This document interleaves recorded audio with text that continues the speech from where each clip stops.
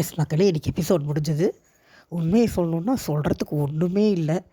சுற்றி சுற்றி சுற்றி சுற்றி தேவையில்லாத லவ் கண்டென்ட்டு பேசிகிட்டே இருந்தாங்க.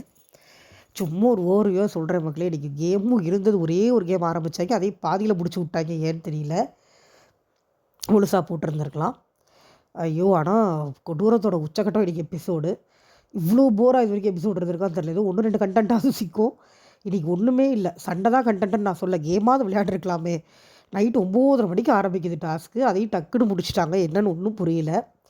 சரி, ஏதாவது ஒரு ஃப்ளோவில் இடத்தையாவது சொல்கிறேன் கேளுங்க நடந்ததை. முதல்ல நைட்டே உட்காந்து அரோரா, பார்வதி, கமருதீன் 3 பேர் பேசியிருந்திருக்காங்க.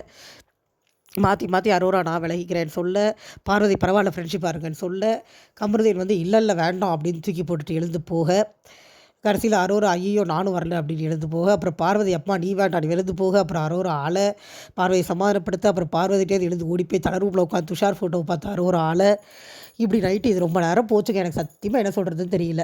கமருதீன் இவங்க 2 பேரையும் யூஸ் பண்ணிக்கணும்னு பார்க்குறாங்க. பார்வதி அவங்க 2 பேரையும் யூஸ் பண்ணிக்கணும்னு பார்க்குது. அரோரா கமருதீனை யூஸ் பண்ணிக்கணும்னு பார்க்குது. இது தாங்க உண்மை, வேறு ஒன்றுமே கிடையாது.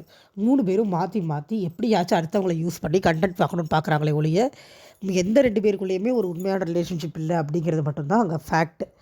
ஒரு வழியாக தூங்கி காலையில் எழுந்திரிக்கிறாங்க. பாட்டு ஏதோ ஓட்டாங்க, நல்லா இருந்துச்சு. சாண்ட்ரா நல்லா டான்ஸ் ஆடிட்டு இருக்காங்க. ஜாலியாக நோட் பண்ணிக்கங்க. இதை ஏன் சொல்கிறேன் அப்புறம் சொல்கிறேன். அப்புறம் மறுபடியும் காலையில் இவங்க அரோரா வந்து குட் மார்னிங் சொல்கிறேன்னு தலை ரூமில் வந்து துஷாருக்கெலாம் குட் மார்னிங் சொல்லிட்டு போகுது. அவங்க ஏதோ தனியாக ட்ரை பண்ணுறாங்க அரோரா. எல்லாமே வேஸ்ட்டு தான், எதுவுமே உண்மை இல்லை அப்படிங்கிறது நம்மளுக்கு நல்லா தெரியுது. அப்புறம் பார்வதி உட்காந்து பெரிய நியாயவதி மாதிரி பேசிகிட்டு இருக்காங்க. வியானாட்ட அடுத்தவங்களை கார்னர் பண்ணி அந்த பொண்ணு ஒரு கேம் விளையாட பார்க்குது. நான் அப்படியே விளையாட மாட்டேன் அப்படின்னு. ஏமா நீ மொத்தமே அதை மட்டும் தான் பண்ணிகிட்டு இருக்கிற, மனசாட்சி இருக்காமா உனக்கு, நான் அதெல்லாம் பண்ண மாட்டேன்னு உருட்டுது பார்வதி. பார்வதி வந்து அப்புறம் அதே தான் குளிச்சுட்டு வந்து மறுபடியும் கமருதீன் கிட்ட உட்காந்து அரோரா பற்றி பேசிகிட்டு இருக்காங்க. 2 பேரும் காசிப் பேசுகிறாங்க அரோராவை பற்றி. அரோரா என்னமோ ரொம்ப மோசமான ஆள் மாதிரி, இவங்க 2 பேர் என்னமோ ரொம்ப ஒழுக்க வெங்காயங்க மாதிரி பேசிகிட்டு இருக்காங்க. 2 நாள் முன்னாடி ஊவாயால் தானே நான் சொன்னேன் பார்வதி வந்து தப்பாக பேசுது, அரோரா தான் நல்லா பேசுதுன்னு. இப்போ நீ உட்காந்து அரோரா பேசிகிட்டு இருக்க பார்வதியோட சேர்ந்து அப்படின்னு நம்மளுக்கு இருந்தது. பட் கமருதீன் இது வழக்கமாக பண்ணுறது தான். இது ஒரு பேட்டர்னாக பழகியே போச்சு. சண்டை போடுவார், போவார், மறுபடியும் வருவார், மறுபடியும் பேசுவார், மறுபடியும் சண்டை போடுவார். இப்படி தான் போயிட்டுருக்கு. இதில் இவங்க 2 பேரும் அதை லவ்வுன்னு சொல்லிக்கிறாங்க பாருங்கள். ஃப்ரெண்ட்ஷிப்புக்கு மேலேயும் வெளியில் போய் டிசைட் பண்ணிப்பாங்களாம். ஐயோ! கேவலத்தோட உச்சம். சீரியஸாக எரிச்சல் அவ்வளோ எரிச்சலாக இருக்குது நம்மளுக்கு பார்க்குறதுக்கு. அப்புறம் இந்த சாண்ட்ரா ஒரு பெர்ஃபார்மன்ஸு திடீர்னு புருஷன்ட்ட மூஞ்சி திருப்பிட்டு போயிடுச்சு. திவ்யா போய் பிரஜன்ட்ட கேட்குறாங்க, ஏன் மூஞ்சி தூக்கிட்டு இருக்காங்கன்னு. பிரஜன் தெரியலன்ட்டார். அப்புறம் நான் கேட்குறேன் அப்படின்னு திவ்யா வந்தோடனே திவ்யாட்ட இந்த அம்மா சொல்லுது, டிசம்பர் மாதம் எங்கள் அப்பா இறந்த மாதம், அதனால் நான் மூட் அப்செட்டாக இருக்கேன் அப்படிங்குது. காலையில் சங்கு பொங்கு நல்லா தானம்மா ஆடுறேன் அப்படிங்கிற மாதிரி இருந்தது நம்மளுக்கு. கண்டென்ட்டு தாங்க. ஆக்சுவலாக எனக்கு தெரிஞ்ச வரைக்கும் என்னோடய கெஸ் என்னென்னா, இவங்களும் பிரச்சனை எங்கேயாவது பாத்ரூம்குள்ளே போய் மைக்கு கழட்டி வச்சு பேசியிருப்பாங்க, நம்மளுக்கு தெரியாது. நீ போய் பர்ஃபார்ம் பண்ண, நான் தனியாக போய் உட்காந்துக்கிறேன் அப்படின்னு இந்த அம்மா சொல்லியிருக்கோம். ஏன்னா பயங்கர கிரிமினல் மூட சாண்ட்ராக்கு. ஸோ ஒரு ப்ளே ஃபார்ம் பண்ணுறாங்க, அவ்வளோதான். அது நல்லா தெரிஞ்சது பார்த்த உடனேயே. ஸோ திவ்யா போய் கேட்குறப்ப திவ்யாவை பிடிச்ச அந்த அம்மா கத்தி விட்டுருச்சு. பாவம் திவ்யா வந்து பிரஜன்ட்டை கேட்குறாங்க. பிரஜன் இல்லை எனக்கும் தெரில, ஸ்பேஸ் கொடுத்துடலாம் அப்படிங்கிற மாதிரி சொல்கிறாரு. அதில் பார்வதி உட்காந்து பார்வதிக்கிட்டே அதையே சொல்கிறாங்க. அப்புறம் பிரஜன் ஒரு பெர்ஃபார்மன்ஸ் பண்ணுறாரு. அந்த 3 முடிச்ச படத்தோட கிளைமேக்ஸ் பண்ணார், ரொம்ப நல்லா பண்ணார். அதை நம்ம சொல்லி தான் ஆகணும் இல்லையா. எனக்கு பிரஜனோட கேம் பிளே சுத்தமாக பிடிக்கல, அவர் கேரக்டரும் பிடிக்கல. ஆனால் ஆக்டிங் வைஸ் அவர் இவ்வளோ நல்லா நடிப்பாருன்னு நான் எதிர்பார்க்கல. ரொம்ப அருமையாக பண்ணார். அந்த இடத்துல எனக்கு விக்ரமோட ஆக்ஷன் பிடிக்கவே இல்லை. எழுந்து போய் பாராட்டி இருந்திருக்கணும் இல்லையா. ஏன்னா அவர் அவ்வளோ சூப்பராக நடிக்கிறாருங்கும் போது இவர் ஒரு மாதிரி திமிரா உட்காந்து கைத்தட்டிகிட்டு இருந்தார். எனக்கு அது பிடிக்கல. ஒரு சக கலைஞரை பாராட்டலை அப்படின்னா அவர் கலைஞர்னு சொல்லிக்கிறதுல எந்த விதமான அர்த்தமும் கிடையாது. எவ்வளோ சண்டை இருந்தாலும் நல்லா எனக்கு ஏன் வந்து நான் எல்லாருக்கிட்டையும் யாரையை தேடுறேன்னே தெரியல. அவர் பண்ணுவார் 4th சீசனில். என்ன தான் அவருக்கு நிறைய பாலா கூட அவ்வளோ பெரிய கேவோஸ் இருந்தாலும் பாலா ஒரு பர்ஃபார்மன்ஸ் பண்ணால் அப்படி பாராட்டுவார், நான் பார்த்துருக்கேன். பட் அந்த எண்ணம் இவருக்கு இல்லைங்கும் போது விக்ரம்க்கு சப்போர்ட்டோ ஏதோ ஒரு சில இடங்களில் சப்போர்ட் பண்ணுறது கூட தேவையில்லைன்னு யோசிக்க வேண்டிய நிலைமை ஆகிப்போச்சு. இது முடிஞ்சதுக்கப்புறமா சுபிக்ஷா பாடுறேன்னு சொல்லியிருப்பாங்க போல் இருக்குது. அப்பயும் விக்ரம்க்கு காமெடிங்கிற பேரில் வார்த்தையை விட்டுருந்துருக்காரு, அதையே தானே திருப்பி பாட போகிறேன் அப்படின்னு. எனக்கு அதுவும் பிடிக்கலை. ஏன்னா ஒரு பர்ஃபார்மன்ஸை அங்கே எத்தனை தடவை வேணாலும் பண்ணலாம், அது அவங்க இஷ்டம். ஏன்னா ஏதோ ஒரு பாடின பாட்டே திருப்பி சுபிக்ஷா பாடினாங்கன்னு சொன்னாங்க. பட் அது வந்ததா இல்லையா அப்படிங்கிறது நம்மளுக்கு தெரியலை. அதே கடலோடி நான் பாட்டு தானே, இல்லை வேறு ஏதாவது ஆனும் தெரியலை. அது அவங்களோட இஷ்டம். 100 தடவை பண்ணுறாங்க, 500 தடவை பண்ணுறாங்க. உங்களுக்கு பிடிச்சிருந்தா உட்காருங்க. பிடிக்கலனா எழுந்து போயிடுங்க. அது உங்களோட தனிப்பட்ட விருப்பம். பட் அதுக்காக நீ அதையே திரும்ப திரும்ப பண்ணுறேன்னு கிண்டல் அடிக்கிறது காமெடியிலேயே வராது அப்படிங்கிறது தான்.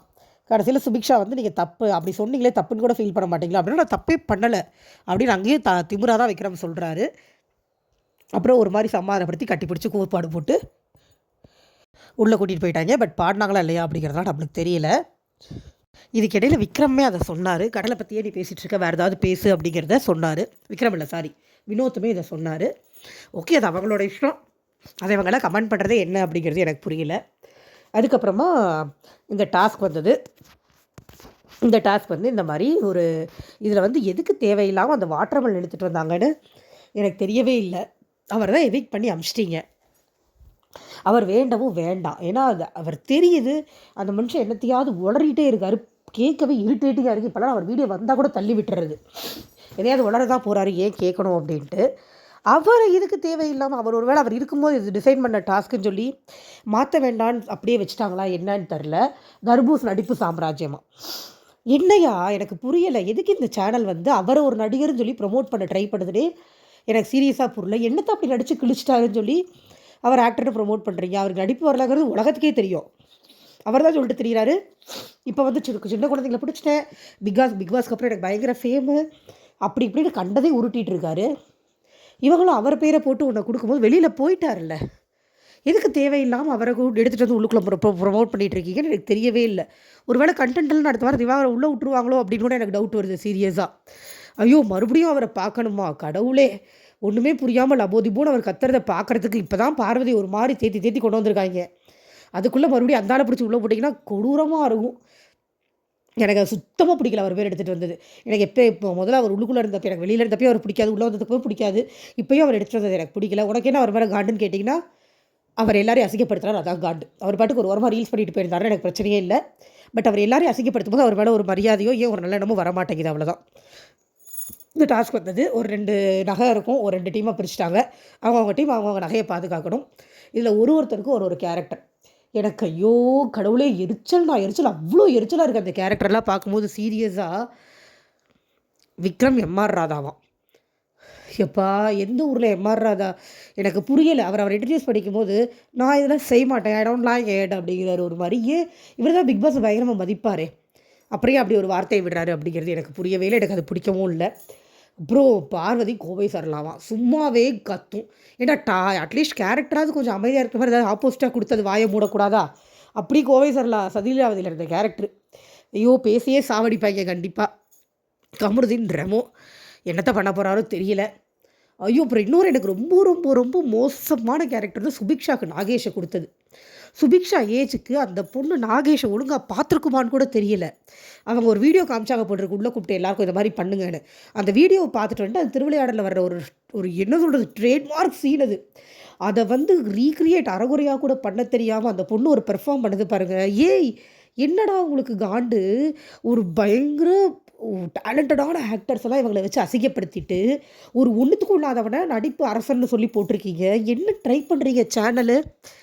சீரியஸாக ஆனால் இவ்வளோ கேவலமாக இறங்கி ஒன்று பண்ணணுமா? எனக்கு சீரியஸாக புரியலை. ஃபர்ஸ்ட் ஆஃப் ஆல் இன்றைக்கி லைவ் பார்க்கவே பிடிக்கல, நான் பார்க்கவே இல்லை, 1 எபிசோடு தான் பார்த்தேன். அதில் இவ்வளோ தரக்குறைவாக இவ்வளோ அசிங்கமாக ஒரு விஷயத்தை பண்ணி வச்சுருக்காங்க. சேனலுக்கு என்ன ஆச்சு, இல்லை இந்த சீசனுக்கு என்ன ஆச்சு, டீமுக்கு என்ன ஆச்சு? நான் ஒன்று அடித்து சொல்கிறேங்க, தமிழ் சினிமா மேலே பயங்கர காண்டில் இருக்கிற யாரோ டீமில் இருக்காங்க. 100% அந்த க்ரியேட்டிவ் டீமில் இருக்காங்க. இதை என்னால் ஷியோராக சொல்ல முடியும். ஏன்னா டிசைன் பண்ணுறது எல்லாமே அப்படி இருக்குது.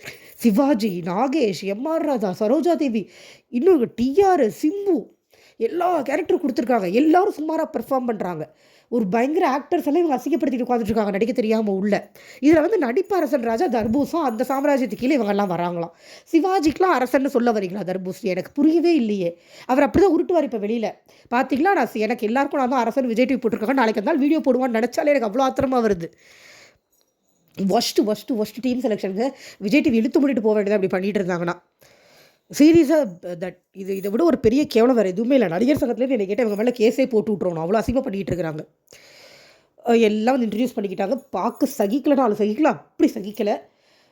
அப்புறம் இடையில இதை சொல்லாமல் மறந்துட்டேன். இடையில சாண்ட்ரா டென்ஷனாக இருந்தப்போ விக்ரம் போய் கேட்கலாமா வேண்டாமான்னு யோசிச்சுக்கிட்டு இருந்தார். கேட்டாரா இல்லையா அப்படிங்கிறது எனக்கு தெரியல. கேட்டிருந்தா ஏதாவது சீனாக வந்திருக்கும், கேட்கல போட்டிருக்கு. அதுக்கப்புறம் இந்த எம்ஆர் ராதா கிட்ட பார்வதி வந்து போய் நேராக அரோராவை அட்டாக் பண்ணுது. இவங்க தான் நைட்டு ஃபுல்லாக விடிய விடிய பேசி இந்த முக்கோண காதல் கதை வேண்டாம், நான் ஒதுக்கிக்கிறேன் அரோரா சொல்லிட்டு போயிருச்சு. அது ஒரு பக்கம் துஷாரை வச்சு தேவையில்லாமல் ஒன்று ஓட்டிகிட்டு இருக்குது. அதை போய் ஏன் புருஷன் அவள் பின்னாடி போயிட்டான்னு ஒரு கேவலமான கதையை ஒன்றை க்ரியேட் பண்ணுது பார்வதி. இதில் இந்த அம்மா என்னமோ உலக மகா உத்தம புத்திரி மாதிரி கொடியை தூக்கிட்டு வந்துடுவாங்க. இன்னொருத்தையை வச்சுருக்கான் என் புருஷன், அவளுக்கு கொண்டு போய் நகையை கொடுத்துட்டான்னு ஒரு கன்றாவியான ஒரு பிளாட்டு. ஓகே, அது அந்த படத்தில் வர்ற பிளாட்டு தான், நான் இல்லைன்னெல்லாம் சொல்ல. பட் அந்த படத்தில் உண்மையிலே அவர் எந்த தப்பு பண்ணியிருக்க மாட்டார். அடங்கி கமருதின் அந்த தப்பை பண்ணுறாரு, அதுதான் வித்தியாசம், வேறு ஒன்றும் கிடையாது. அதுக்கப்புறம் ஒரு கேம் ஒன்று வச்சாங்க எல்லோரும் இன்ட்ரடியூஸ் பண்ணதுக்கப்புறமா, அந்த காய்கறியை 2 பேர் கண்ணை மூடி கண்டுபிடிக்கணும். அங்கேயும் பார்வதி ஒரு கேமு, அதுக்கு பிக் பாஸே ஹெல்ப் பண்ணுறாரு. சாண்ட்ரா அமித் 2 பேரும் சேர்ந்து தான் தேடுற விவேகத்தில் காய்கறியை கீழே தட்டி விடுறாங்க. இதுக்கு பார்வதி வந்து இல்லை இந்த பாயிண்ட் ஒத்துக்க முடியாது. அமித் கண்டுபிடிச்ச உடனே அமித் ஆப்போசிட் டீமு உடனே இந்த பாயிண்ட் ஒத்துக்க முடியாதுன்னு ஒரு போர்க்கொடியை தூக்குது. அதுக்கு பிக் பாஸ் சப்போர்ட். நெக்ஸ்ட் கேம்லேயே ஒழுங்காக விளையாடுங்கன்னு சொன்னால் பத்தாதா, இந்த கேம் ரீகேம் விளையாடலாம். எனக்கு என்னென்னா பார்வதிக்கு என்ன பிக் பாஸ் ரீகேம் வச்சுக்கிட்டே இருக்காரு. இது நான் முதல்ல எனக்கு என்ன தெரியுமாங்க, இந்த தடவை இது வரைக்கும் இருந்த பிக் பாஸ் டீம் உள்ளே இல்லைன்னு எனக்கு என்னமோ ஷியோராக தோணுது. பார்வதியோட ஃப்ரெண்டு இன்னும் ஒரு சிலரோட ஃப்ரெண்ட்ஸ் உள்ளே இருக்காங்களோ அப்படின்னு எனக்கு பெரிய டவுட் வருது சீரியஸாகவே. ஏன்னா அவங்களுக்கு சாதகமாக தான் எல்லாமே பண்ணுற மாதிரி இருக்குது டீம் பார்த்தா. இதில் க்ரியேட்டிவ் டீமே இவ்வளோ மொக்கையாக இருக்கிறத பார்த்தா எல்லாமே யாருக்கும் சாதகமாக நம்ம ஆடியன்ஸ் பற்றி யோசிக்காமல் ஏதோ பண்ணிகிட்டு இருக்காங்களோ.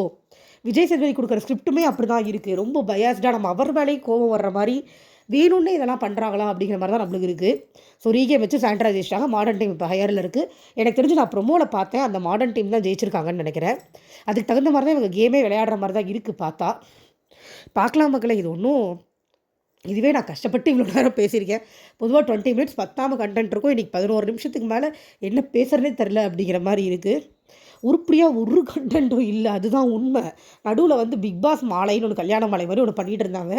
அது ஒரு அவ்வளோ கேவலமாக அவ்வளோ டபுள் மீனிங் பேசிக்கிட்டு, விக்ரம்லாம் அவ்வளோ டபுள் மீனிங் பேசுகிறாரு, நல்லாவே இல்லை கேட்குறதுக்கு சீரியஸாக.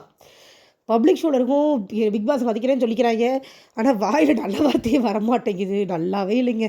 போருங்க, ரொம்ப போர். இவங்கெல்லாம் வந்து நிற்க நேரம் இல்லாமல் வேலை கொடுத்து பட்னி போட்டு ஃபுல்லாக கேம் விளையாட வைக்கணும். அதை விட்டுட்டு ஏதோ டூருக்கு வந்த மாதிரி இவங்கெல்லாம் பிஹேவ் பண்ணிட்டு லவ் பண்ணிட்டு சுற்றுறாங்க. இவங்களும் அதுக்கு தகுந்த மாதிரி கண்டென்ட் கொடுத்து இந்த சின்ன குழந்தை மாதிரி லெமன் இன் த ஸ்பூன் சாக்ரேஸ் கூட கொடுக்கல, அது கூட உடம்பு வலிச்சிடும் அப்படின்ட்டு லெமன் இன் த ஸ்பூன், தாயக்கட்டை, பல்லாங்குழி இப்படி கேம் கொடுத்துக்கிட்டு இருக்காங்க. ஒஸ்ட்டுங்க, ரொம்ப ஒஸ்ட்டு. நாளைக்காக ஏதாவது சிக்குதான்னு பார்ப்போம். தேங்க்யூ, பாய்.